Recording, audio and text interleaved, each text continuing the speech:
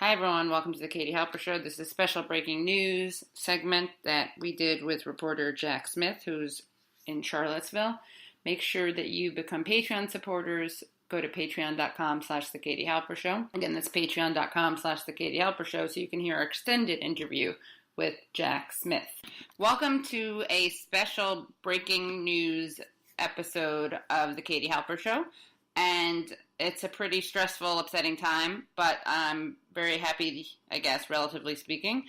I feel lucky to be able to be talking to our special guest, Jack Smith, who is a senior writer at Mike, and he is coming to us from Charlottesville, Virginia.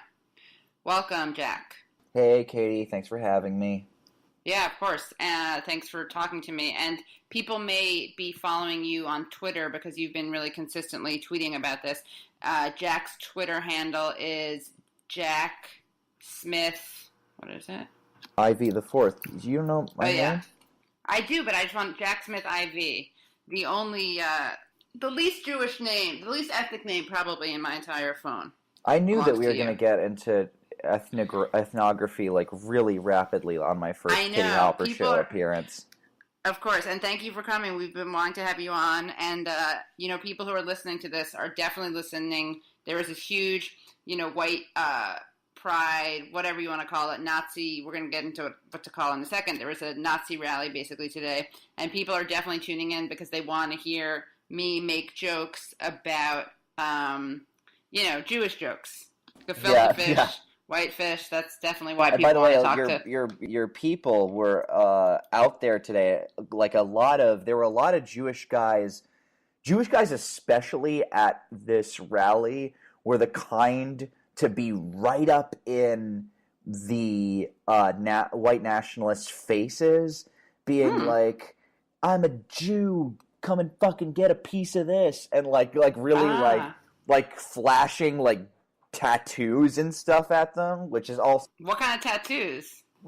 This Jew kills fascists. Yeah, Stars of David and stuff, which you guys aren't allowed to do, technically, I suppose. I don't know, not religious, but I guess not. I'm not sure.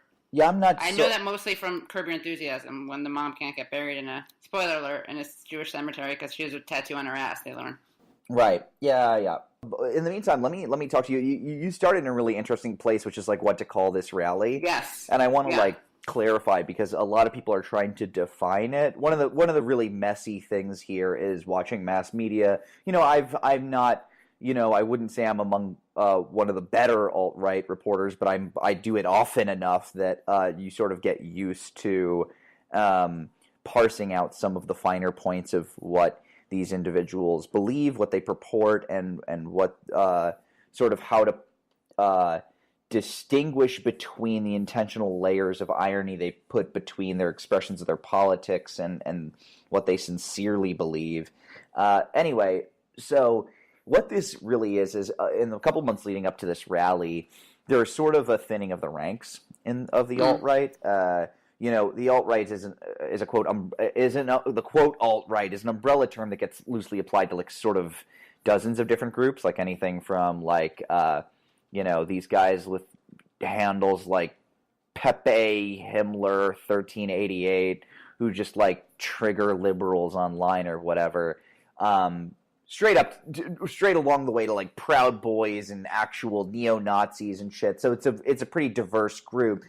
And sort of what's been happening is some of the more super Trumpy media types and the 4chaners and the internet trolls have sort of been finding themselves slowly pushed out of this movement, and the serious nationalists and the white supremacists and the white identitarians basically saying, you got to be on board for a unified message around white identity, or you need to get the fuck out of the way, basically. So that's what the purpose of this rally is. And a lot of people think, oh, is it white supremacy? Is it pro-Trump? Well, a lot of the people out there at this rally are saying things to us and saying things to the camera, and we spoke to a bunch of people including, Matthew Heimbach of Traditionalist Workers' Party. I spoke to David Duke briefly, who will tell you, look, we identify with parts of Trumpism, the nationalist, the border wall, repeal of DACA, anti-immigrant policies, the real nationalist stuff that resonates with sort of the ethno-identitarians of both the Confederate South and sort of like the online right and the young aggrieved sort of millennial neo-masculines and the white identitarians. Anyhow, but they want what they really want, and what's important to realize coming out of this event is the purpose of their declaration is we're a unified group. We have a platform of nationalism, specifically around white identity, and we want to hold Trump accountable to these things. And Trump is very weak on these things. He's weak on these points that he was all about on the campaign trail and that he used to draw us into his movement. Well, we want to be an internal opposition party. We want to pull Trump and the Republicans further to the right. Matthew Heimbach, that sort of gruffer head of the Traditionalist Workers' Party, he's a real far right figurehead in this movement. He said Trump isn't draining the swamp. Trump is filling the swamp even further. He is pro-bourgeois. He's a pro-capitalist, and that's everything that we're against. So that's sort of to clear up what this rally is about. It's a declaration of intent, and that intent is to drive Republicans further and further to the right and into nationalism and holding Trump accountable to his campaign promises. So these are people, it's interesting because I noticed that Trump did condemn it, and I was kind of surprised. I thought he'd avoid it, like he has I've been keeping up, but he condemned hate, right? Right. I'm going to make a comparison. He did not explicitly. Yeah, go. I'm going to make a comparison that's funny because I don't know if you were going. I'm going to make it relevant for your audience. Thanks. Because Neera Tanden tweeted out that progressives need to focus on the right enemy right now. Did you see that one? Did you engage with that? Yeah, I responded to it a bunch, yeah. And now what she said is, hey, I'm just calling for unity, right? And it's kind of like when I don't mean to compare Neera Tanden to Trump, but when Trump said something like condemning hate, what you're doing is you're making a vague enough statement that you have plausible deniability around what you're actually saying, such that whoever that message is falling on, they'll pick it up and make it politically useful. Trump's statement isn't useful that Trump comes out and says we must end hate and violence on both sides isn't useful for the left. It's useful for the right. Right. I mean, to be clear, it's not like all of a sudden, maybe I need to rethink this whole Trump thing. I mean that for Trumpian by Trumpian standards, his even saying anything. But I think that it makes sense if we look at what you were saying, which is that these people are not Trump allies. They kind of overlap with him in certain areas, but for them, he's not nationalist enough. He's not right wing enough. He's too, then these things get complicated, right? Like, where's the right? Where's the left? Not that you or I ever talk in those stupid terms of horseshoe theory, but when we're talking about right wing movements, there's more populist, more nationalist, more racialist, and then there can be more free market. And then it gets kind of complicated. There isn't just one spectrum or one delineation or one shape of these things. They run along different dimensions. And by the way, actually, real quickly, can I comment on that one thing you just said about horseshoe theory movement? People are so funny, and they see they just don't understand how left populism and right populism can be different. What they do, which is interesting, is because the center sees critiques of itself. And they see the same critique levied at them from both sides, and because they're focused on defense of their particular status quo and not on solutions and what politically is being proposed, what we get is a critique-based understanding of these groups, such that the left populists and the right populists have the same critique of why the center is shitty, and therefore they might as well be the same groups, even though they have totally opposite ideas of how to replace them. Right. Really not that difficult an idea to understand. And it also, I mean, this is something that came up a lot with the Bernie Trump comparisons. It's like, if you appeal to angry white men, you are the same thing. And I know I've said this on so many different occasions, so I apologize if I sound like a broken record, but it's incredible to me that we have to still say this. Like, you want to appeal to angry white men, but you want to say to them, don't hate Muslims and Mexicans, hate inequality and structural inequality. And that the rich don't pay taxes. I mean, those are so fundamentally opposing. And what centrists don't get is that when you don't have a competing ideology that appeals to these people, you have a vacuum on the left. And then you have a very scary, charismatic thing going on the right. It's so obvious. Getting back to the rally, in the lead up, before there was this proposal of, before there's this new proposal of a common platform, which is kind of what the Unite the Right is about, there was a lot of confusion at many of these protests. I remember particularly in Boston when it was more like, it wasn't a pro-right, it was just kind of like an anti-Trump. You know, it was just a bunch of people trying to provoke. Basically, it was a combination of like these alt-right types and Proud Boys trying to draw anti-fascists into a battle. You would have people on the left chanting things like, you know, before the right, this particular right faction stood for something cohesively, you'd have left chants of, on the Hill, people would chant things like, we will not give up the fight, something like, we will not give up the fight, healthcare is a human right. And you'd have people in the far right crowd say things like, I don't know, I think that's pretty much right. Like, I think that sounds good. Or you would have them doing the same chant at the same time, which is weird, like the I believe that we will win chant. Or you would have, you know, the left would start like, one leftist would start like playing really anti-media songs like like Anti-Flag's Press Corps, and like the right would come over and high-five that guy. Oh my gosh. Yeah, because the right, this right movement that was called the alt-right had so little ideological cohesion that it sort of left people with nothing but their individual politics, but also their sort of like collective senses of grievance and common enemy, which you know, when that's all you have, you know, that's not really what a political ideology is. It can generate grievance can generate political opinion, but I think it's one of the things that we see in general in the media, which is in lieu of pro-Trumpism, we just see kind of like anti-Trumpism. Because Trump himself is so ideologically kind of all over the place and not very disciplined and not very ideological, right? Yeah. So then there's today, right? So okay, yeah, we're like, let's just talk about like philosophy, political philosophy. You know, what is neocon versus neoliberal? Meanwhile, you're like in Charlottesville. It's kind of hilarious. No, I mean, it's not funny, but you know, yeah. Let's stay grounded because you're on the ground. Let's keep to it. Yeah.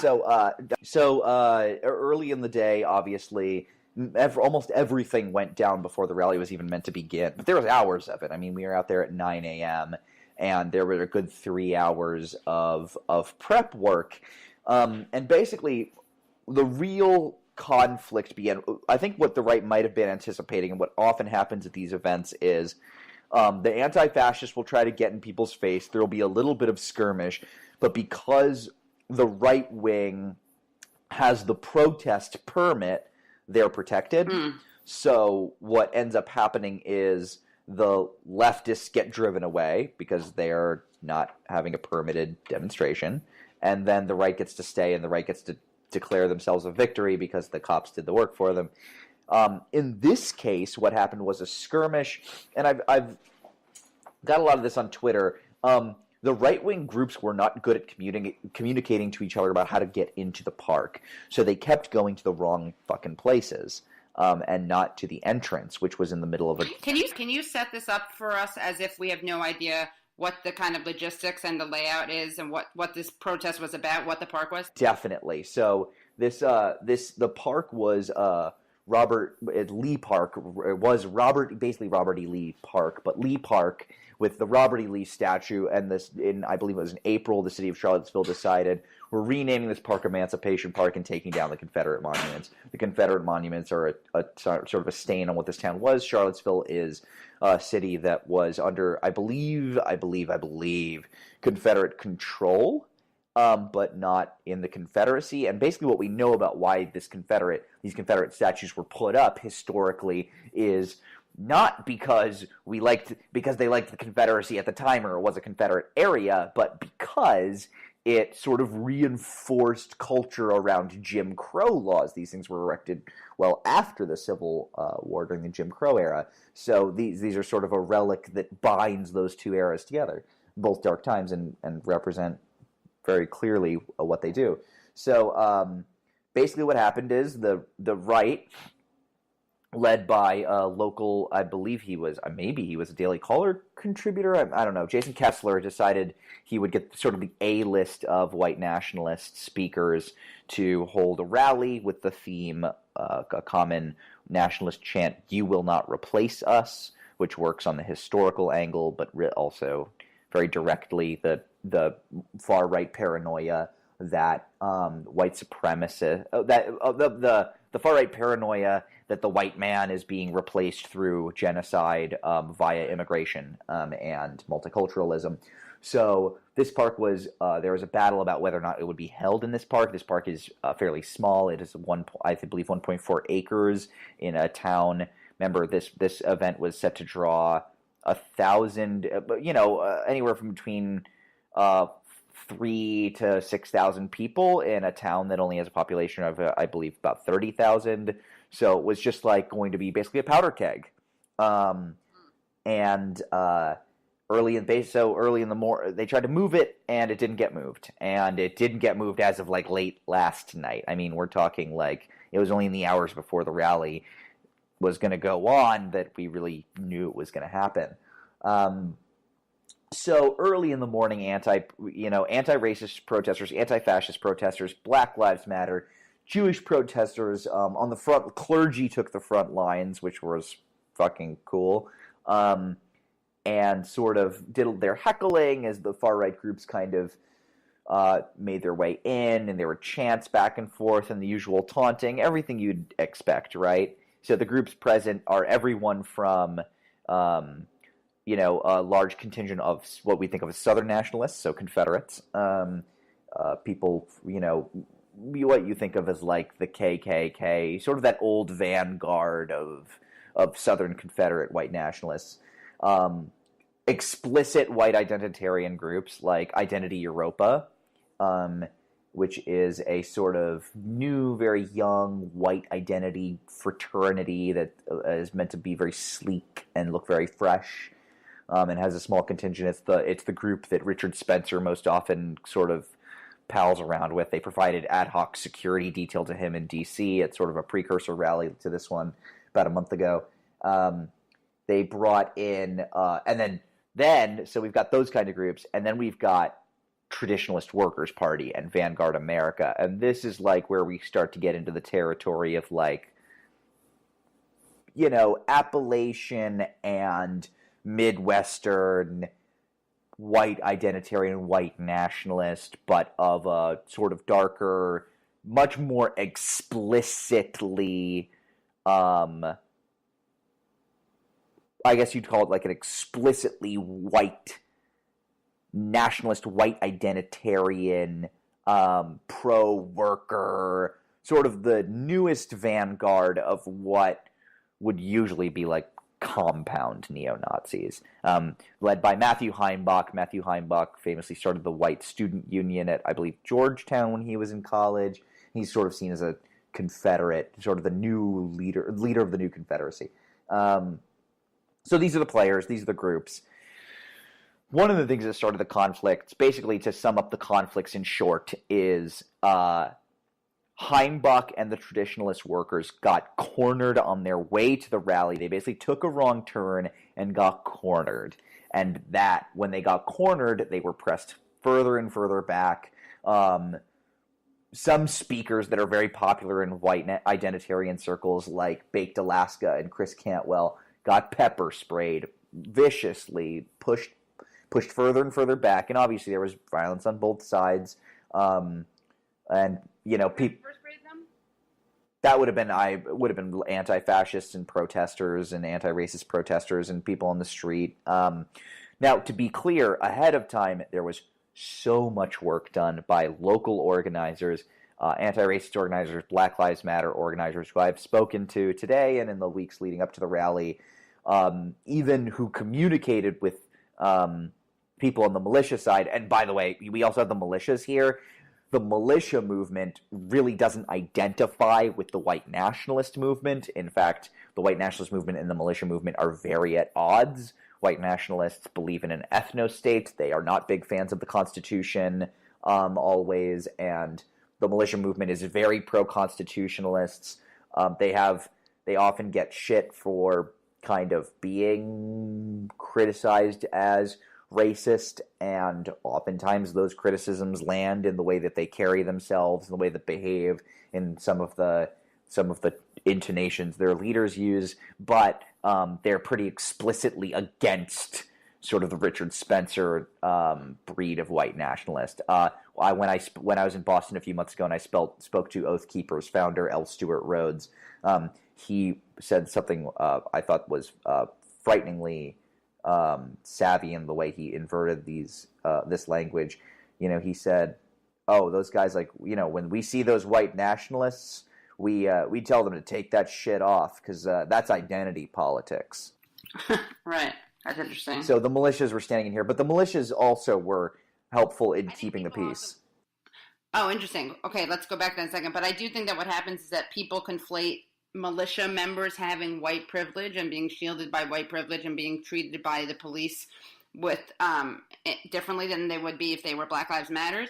They conflate that with a real vitriolic racism and white supremacy, right? And which isn't to say that these people are woke or even non-racist, right. And we're most certainly not anti-racist in their actions. Doing the work. Yeah, they're not. Yeah, they're not doing the work.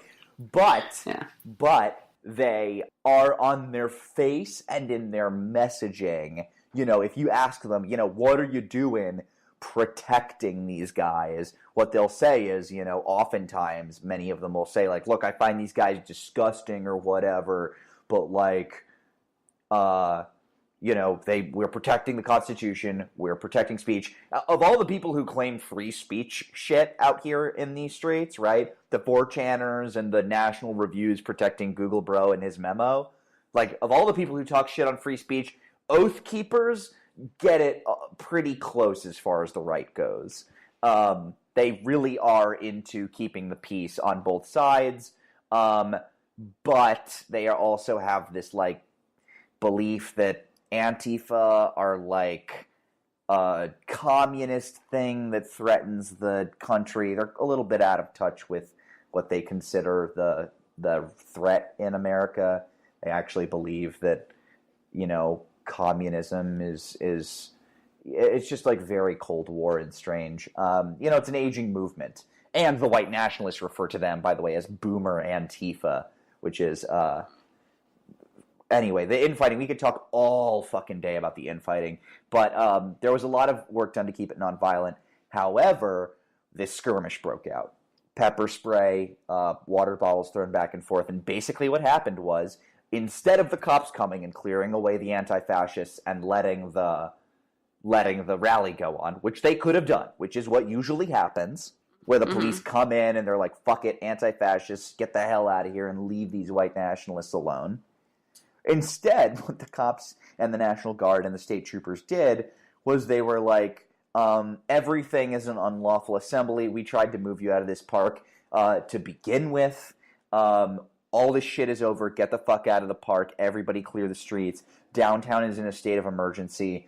Nearly every building closed. And they were like, everybody out. Everybody gone. And kind of what happened is the white nationalists were driven past the anti-racist protesters who stuck around and cheered, and posted one video that some people thought was very powerful, where you see the militia receding into the alleyways, and you see the Traditionalist Worker Party sort of routed and running down the street or whatever away from the rally, and then the flags, the red flags and Black Lives Matter sign and the DSA flag sort of flying up on the hill, which was powerful for many people. Now, this is the point in the day at which people felt pretty good, because it was, I believe, about, you might call it, this might have been about 1 p.m., I think. At 1 p.m., people are celebrating. The park has been cleared. State of emergency has been declared. There have been no serious injuries. Medical dispatch is about a dozen for, scuffles and some cuts and a lot of fucking mace, and there are a lot of chemicals in the air. A lot of people dispersing chemicals. But people felt a very good energy, because there were rumors that Richard Spencer was arrested. He wasn't, but there was this feeling that this shit had been wiped out of the system, that the thing had been cleared out, and maybe we think the white nationalists are regrouping at a park far away, but fuck them. And eventually they cleared out of there too. The incident with this vehicle, and I've spoken tonight with multiple people, about half a dozen people who were there, and I have just I'll be publishing the audio soon, but I've gotten off the phone with a few people who were hit by the car. Wow. And this didn't happen until quite a bit later. From what we understand, and this here on the Katie Halper Show might be one of the first places this is going to come out, but what happened is there was a rumor that there was a neighborhood, I don't know what neighborhood it is, but a neighborhood to the east of the rally that was a neighborhood that was mostly people of color and mostly poor, and that they were being harassed by white nationalists who had been routed in that direction. And they had asked for backup. So DSA and anti-racist organizations, just a bunch of coalitions said, fine, fuck it, we'll march that way. They headed down that way, and then at one point somebody said, actually, they're fine, we're not going over there. We're going to stop this march here, and we're not going to, they requested we not actually be over there. Okay, fine, now there's confusion. And people were just kind of like standing around, right? Mm-hmm. There are people who try to drive through the crowd at this point, from what I understand, and then they started getting a little bit of shit over it. Like they were driving through that crowd a little bit, and the crowd was not really having it and not happy about it. And then the car sort of unexpectedly plowed through a bunch of people. A bunch of people went over the windshield. One person, I've seen a video, she was given CPR until she died. They gave about 10 minutes of CPR. That was a woman, Heather Heyer. That would have been her, yeah. And there's video available. Taylor Lorenz from The Hill has a pretty good live video of that. And then there's various videos showing the car. I was not on that block at the time, but we've been speaking to people. So that has changed the tone pretty dramatically. Yeah. I don't mean to... I'll put it this way. I don't mean to put a silver lining on it. It's not a silver lining. I want to be clear here. One of the impacts of this death is that, like I said when we first started the show, this rally had a purpose, which was to create a force that would represent Trump's sort of nationalism and try to hold him and other Republicans accountable to it, and show Republicans that there was an interest in those kind of policies beyond sort of dog whistles. You know what I mean? What I think now, what you said is, Trump, maybe he rebuked it or whatever. But I meant for Trumpian. But what's interesting here is what has happened is McCain and Bush and Rubio and Christie and Grassley and Bratt and Gardner and Cruz have all come out and super explicitly said, Gardner said Mr. President, we must call evil by its name. These were white supremacists, and this was domestic terrorism. Martha Robbie said, appalled by unspeakable bigotry and violence and white supremacists in Charlottesville, this hatred is un-American. Had there not been a death, had there not been extreme incidences of violence, it's very possible that Republicans wouldn't be moved to swear off this movement the way they did today. And in fact, one of the things we realize, one of the things we've known for a long time, and one of the things we've been given, we as Americans, they're progressive, leftists, Democrats, centrists, even other Republicans have been saying for a long time is that Republicans have been sort of passively benefiting from this movement. Yeah, if you press them, they'll say, I don't like the KKK, all these, we don't like these racists. But they have sort of allowed this, many have been criticized as allowing this movement to be fellow travelers, to be not disavowing them in a way that says, we are not a coalition, we don't fuck with you. We are not fellow travelers. We are not political allies. We do not belong next to each other along a spectrum. All of your interests are apart from, counterintuitive to, and unrepresentative of our interests. And now what's happened is Republicans have come out and drawn a line in the sand and offered a hard rebuke, I think, in a way that steadfastly distances themselves from the far right. I don't know if necessarily these politicians deserve a standing ovation for that, but it's significant in that, I'll tell you what, I'm still in touch with organizers on both sides. I'm going to try to report some more stories.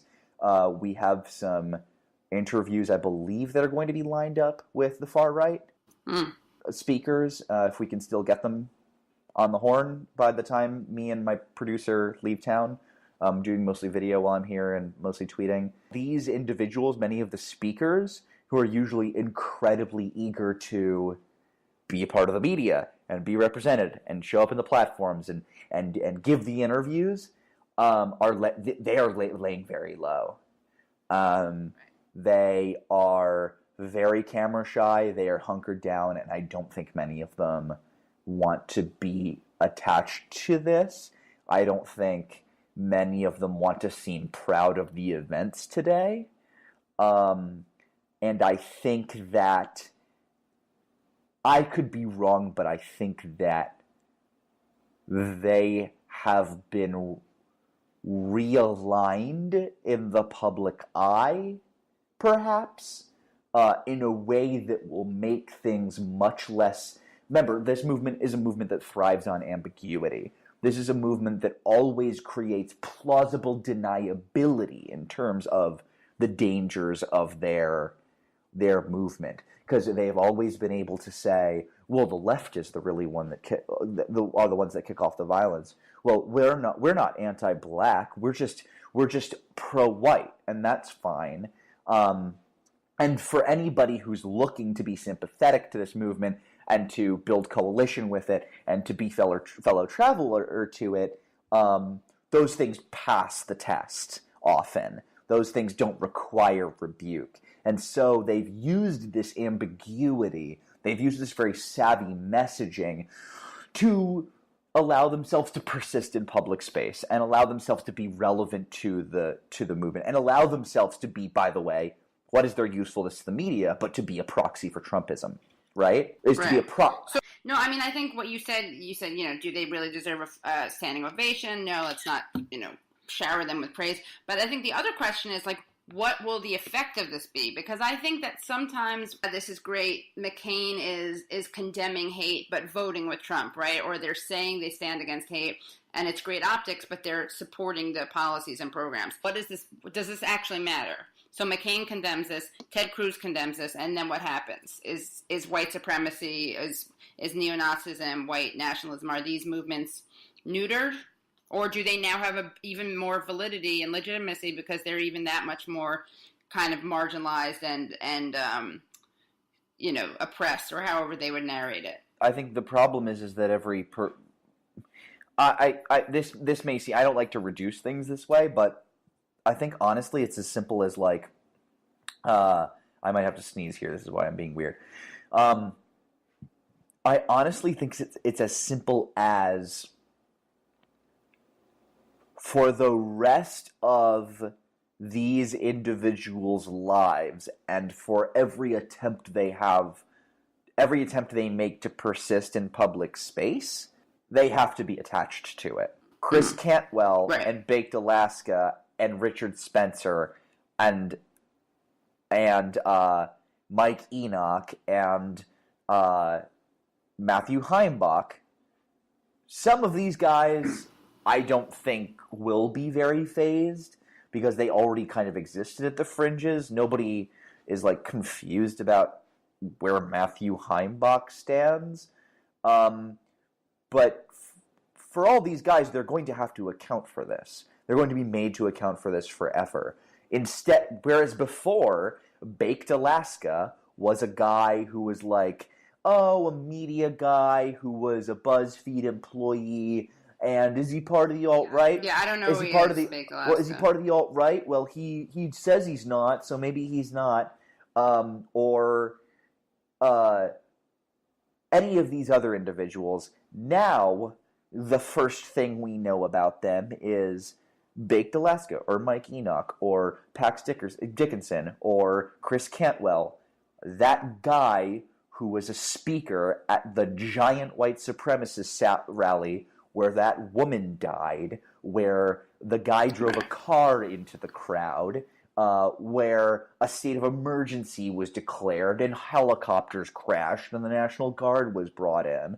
I mean, this was look, I'm trying to be pretty level in this interview. This is a fucking catastrophe. This is a terrible event for everybody involved. It was a foreseeable catastrophe. Everybody had been warning for quite some time that it would be. Death occurred in an environment where 99% of all individuals were working as hard as they could to create a safe environment. This is a stain on the far right going forward for quite some time. This was an event that, like, I put it in line with events like Standing Rock or the airport protests. The nation, one of the things I'm feeling looking around in the responses I'm seeing on Twitter and stuff like that is there are a few moments in a given year or in history where we kind of get where the country stands. And one of the things that the far right has had for a couple of decades is ambiguity in that space. The far right has been doing quite a bit of work to distance themselves from burning crosses and swastikas and white hoods. Why? Because we feel pretty good about where the nation stands on those things. So they've tried to develop new symbols, and they've tried to create ambiguity, and they've tried to create a new set of philosophies to mainstream this as part of conservative politics for a new generation. This might have been a major fucking unforced error. Because now, a lot of people know pretty much where they stand, and a lot of Republicans who might otherwise have been passive allies have made a pretty clear stand against them too. And I think for that, this was a net loss for everyone, but most especially for those who had the most to gain. Right. It's interesting. She's trending, Heather Heyer. This is the woman who was murdered. And she was with the IWW, so the International Workers' World Wobblies. Yeah. Wow. Yeah, which is, and we'll get into who they are in a second, but apparently, her final Facebook cover is a quote, "If you're not outraged, you're not paying attention," which is like making me quite emotional. And the Wobblies, by the way, the Wobblies, Greg Grandin, the historian, put something up on Facebook. By the way, her April, I'm seeing something right here, her April 2000, you'll like this, her April 2000, her April 12th, 2016 cover photo was Bernie 2016. Oh, really? For the woman who was killed? She's one of your ilk. Okay, mine, yeah. You're such a Hillary. Because I'm such a Hillary man. Exactly. And thanks so much for talking to me, Peter Dow. No, let's see. This week in history, the murder of the IWW labor leader. Little was an American labor leader who was lynched in Butte, Montana, for his union and anti-war activities. He joined the Industrial Workers of the World, IWW, in 1906, organizing miners, lumberjacks, and oil field workers. He was a member of the union's executive board when he was murdered 100 years ago on August 1st, 1917. Little was born in 1879, the son of a Cherokee mother and a Quaker father. In Fresno, California, he worked as a union organizer with the Western Federation of Miners before becoming active with the IWW. Wow, this is... So, yeah, he was... I'm looking... and Wobbly is the other name for the people who are in the WW is the Wobblies, It's Industrialized Workers of the World, yeah. Okay, in the early hours of August 1st, 1917, after a speech that the press labeled as a treasonable tirade, 6 masked men broke into the boarding house where Little was staying. Little was beaten in his room and abducted. While still in his underwear, he was bundled into a car which sped away. Little was later... this is disgusting. This is disturbing if people don't want to listen to the part. Little was later tied to the car's rear bumper and dragged over the granite blocks of the street. Little was taken to Milwaukee Bridge at the edge of town where he was hanging from the railroad trestle, dying of asphyxiation. A note with the words "first and last warning" was pinned to his thigh, referring to earlier vigilantes giving people 3 warnings to stop objectionable actions. The note also included the initials of other union leaders, suggesting they were next to be killed. And his tombstone says, Frank Little, slain by capitalist interests for organizing and inspiring his fellow men. Anyway, sorry, I took us on a No, I love a little history. 1 month before the what did you say, August 1st. August 1st, 1917? Yeah. A couple of months later. 100 years ago. Russian Revolution. Oh, yeah, you're right. But yeah, and now Charlottesville is, man, a ghost town, super eerie. Were you scared were you afraid for your life at any point?